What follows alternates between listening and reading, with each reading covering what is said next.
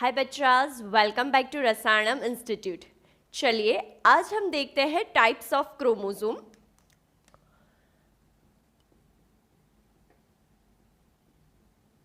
जैसे हमें पता है कि सेंट्रोमियर की लोकेशंस के हिसाब से क्रोमोसोम को हमने 4 टाइप में डिवाइड किया है। First is metacentric, second is submetacentric, third is acrocentric, and fourth is telocentric. So these are the 4 types of chromosome on the basis of location of centromere. On the basis of location of centromere, there are 4 types of chromosome. Okay, let's see. First we see metacentric chromosome. So in metacentric chromosome, centromere is present in the middle. Okay, in this chromosome, centromere is present in middle. Okay, centromere is present in middle region. Okay, so P and Q arm are same. P and Q arm दोनों same है. क्यों? क्योंकि centromere middle region में है, इसीलिए that is called metacentric. Second one is submetacentric. Submetacentric means centromere middle region से थोड़ा upper side पे है. Centromere is slightly upper side from the middle. Okay, slightly upper side from the middle. So that is called submetacentric, like this. Okay, then third one is acrocentric. Acrocentric means centromere terminal and के थोड़ा नजदीक है, मतलब इससे भी ज्यादा ऊपर है. सबमेटासेंट्रिक में सेंट्रोमियर की लोकेशन है उससे भी थोड़ा ऊपर है. सबमेटासेंट्रिक में क्या होगा? P arm is short than Q arm. Acrocentric में क्या होगा? Centromere is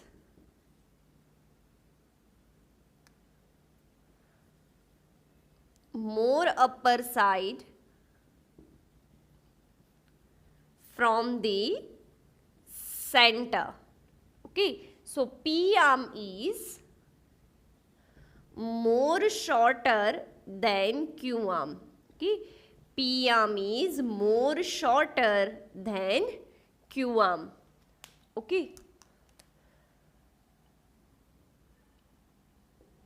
fourth one is telocentric. Okay, fourth one is telocentric, जिसमें क्या होता है? Centromere is at the end of the chromosome. Centromere is at the terminal side. So P arm is shortest compared to other chromosome. इसमें P arm सबसे short होता है and Q arm is longest. जैसे कि आप diagram में देख सकते हो, ऐसा देखने को मिलता है. Okay, that is called telocentric. So on the basis of centromere, there are 4 types: metacentric, submetacentric, acrocentric and telocentric. Acrocentric में बेटा कुछ ऐसा होता है, सबमेटासेंट्रिक से P आर्म और छोटा होता है, टीलोसेंट्रिक में सबसे छोटा होता है. So it is simple. Okay, centromere कहाँ पे है उस हिसाब से हमने क्रोमोसोम के टाइप दिए हैं। दूसरी एक चीज बच्चा, वो है सैटेलाइट डीएनए। सैटेलाइट डीएनए क्या है बेटा? Non staining region and secondary constriction. Non staining region and secondary constriction found in metacentric chromosome. Specifically metacentric chromosome पे नॉन स्टेनिंग, जिसको स्टेन नहीं किया जा सकता, ऐसा एक रीजन देखने को मिलता है, that is called satellite DNA. Like this, metacentric में ही होता है वो, and it is secondary constriction, मतलब थोड़ा और कॉम्पैक्ट है। और सेंट्रोमियर को हम बोलते हैं primary constriction. Centromere is called primary constriction. Centromere को बच्चा हम बोलते हैं प्राइमरी कॉन्स्ट्रिक्शन। ओके, सो ये बेटा हमें याद रखना है, centromere is primary constriction and satellite DNA secondary constriction. Constriction means थोड़ा कॉम्पैक्ट पोर्शन। ओके, चलिए अब हम देखते हैं बेटा नया topic, that is microbody. Let's see बेटा another topic, that is microbodies. Microbody is a membrane bound structure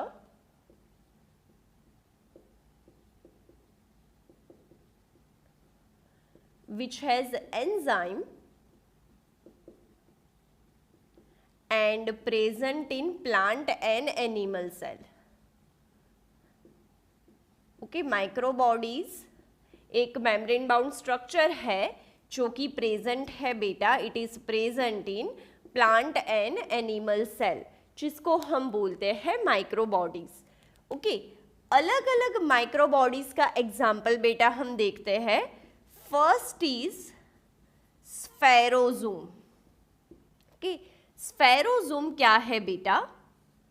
स्फेरोजोम is present in plant cell. Okay, it is only present exclusively in plant cell.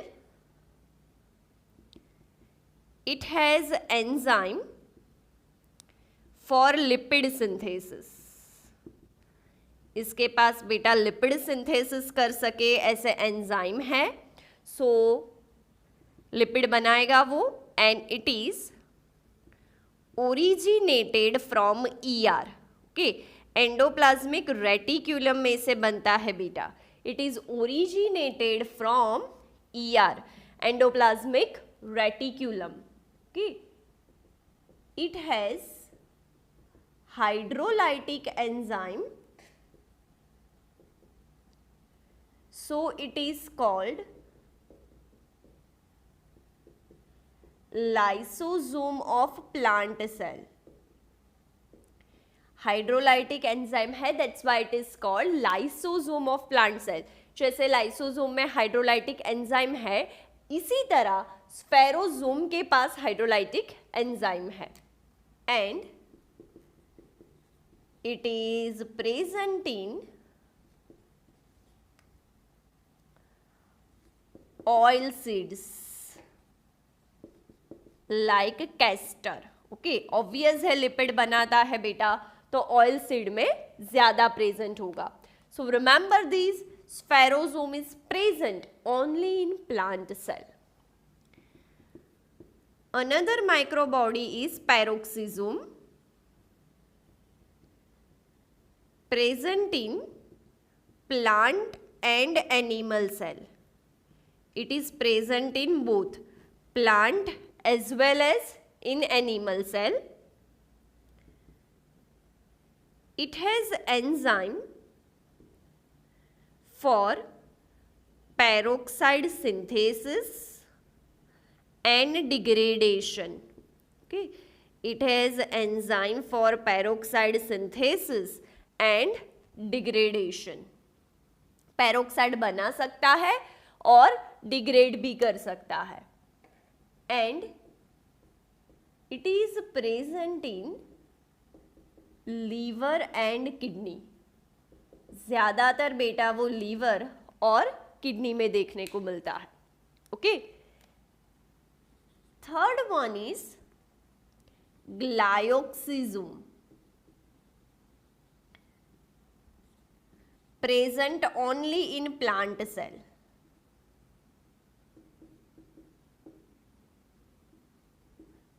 Okay. And germinating seed में ज्यादा देखने को मिलता है. Germinating seed में. और इसका function है बेटा, it can oxidize fatty acid and form carbohydrate from the fat. Seed germination के लिए बेटा ग्लायोक्सिज्म की जरूरत पड़ती ही है. सो कार्बोहाइड्रेट बनाता है फैट में से और फैटी एसिड का ऑक्सीडेशन भी कर सकता है. ओके. सो बेसिकली बहुत ही ज्यादा नंबर में वो जर्मिनेटिंग सीड में पाया जाता है. So this are the 3 microbodies, spherosome, peroxisome and glyoxysome. Okay. अब हम प्रोकैरियोटिक सेल के कुछ ऐसे फैक्ट देखते हैं जो आपको कॉम्पिटिटिव एग्जाम के लिए ज्यादा यूजफुल है. Let's see. Prokaryotic cell. Okay. So prokaryotic cell का न्यूक्लियोइड और प्लाज्मिड दोनों फ्यूज होके जो स्ट्रक्चर बनता है बेटा उसको बोलते हैं एपिजोम. क्या बोलते हैं? एपिजोम. When nucleoid is fused with plasmid, that structure is called episome. Nucleoid जो कि उसके न्यूक्लियस में प्रेजेंट होता है, fuses with plasmid and form episome. Okay. दूसरी बात बेटा, nucleoid is also called genophore. Nucleoid का दूसरा नाम है बेटा, it is also called genophore. Okay. चलिए अब बेटा देखते हैं दूसरी बात, बैक्टीरियल सेक्सुअल रिप्रोडक्शन. बैक्टीरिया भी बेटा सेक्सुअल रिप्रोडक्शन कर सकते हैं जिसको हम बोलते हैं conjugation. It is called what? Conjugation. इसमें क्या होता है बेटा, एक बैक्टीरिया होता है जिसके पास प्लाज्मिड में फर्टिलिटी फैक्टर होता है, तो उसको बोलते हैं F+ बैक्टीरिया और male bacteria. Bacteria whose plasmid has fertility factor, मतलब फर्टिलिटी करने के लिए, सेक्सुअल रिप्रोडक्शन करने के जीन होते हैं, has fertility factor present, that is called F+ bacteria. ऐसे बैक्टीरिया को क्या बोलेंगे? F+ bacteria. और मेल बैक्टीरिया, F+ बैक्टीरिया और मेल बैक्टीरिया. तो ये है बेटा F+ bacteria. Okay. which is attached with F- bacteria by conjugation tube.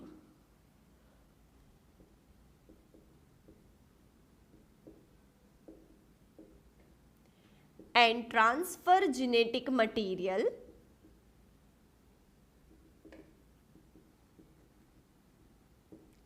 and after conjugation F- bacteria जिसके पास बेटा फर्टिलिटी फैक्टर नहीं है, जो कि फीमेल बैक्टीरिया है, जिसके पास बेटा फर्टिलिटी फैक्टर नहीं होता, F माइनस बैक्टीरिया, उसको बेटा हम बोलते हैं फीमेल बैक्टीरिया। तो आफ्टर कॉन्जुगेशन, ये कॉन्जुगेशन ट्यूब है, सो F प्लस में से फर्टिलिटी फैक्टर F माइनस में ट्रांसफर होगा। After conjugation F minus bacteria will become F plus bacteria. After conjugation, F minus will become F plus bacteria. Okay, so ऐसा नहीं है कि F plus वाला माइनस हो जाएगा, वो उसमें से थोड़ा जेनेटिक मटेरियल F माइनस को प्रोवाइड करेगा, जिसकी वजह से वो प्लस बनता है। सो अल्टीमेटली आफ्टर कॉन्जुगेशन दो F प्लस बैक्टीरिया मिलेंगे। ये जो ट्यूब है conjugation tube, conjugation tube is formed with the help of pili. Conjugation tube is formed with the help of pili. Okay? So ये बेटा याद रखना है कि बैक्टीरिया में भी सेक्सुअल रिप्रोडक्शन होता है, जिसके प्लाज्मिड में F प्लस फैक्टर प्रेजेंट है, फर्टिलिटी फैक्टर प्रेजेंट है, उसको बोलेंगे male bacteria. F plus bacteria जिसमें नहीं है उसको बोलेंगे F माइनस बैक्टीरिया। दोनों अटैच्ड होंगे और अपना जेनेटिक मटेरियल F प्लस वो F माइनस को देके उसको F प्लस करेगा। ओके, नेक्स्ट वीडियो लेक्चर में बेटा हम ग्राम स्टेनिंग की प्रोसीजर और सेल वॉल और सेल मेम्ब्रेन के बारे में देखेंगे। ओके।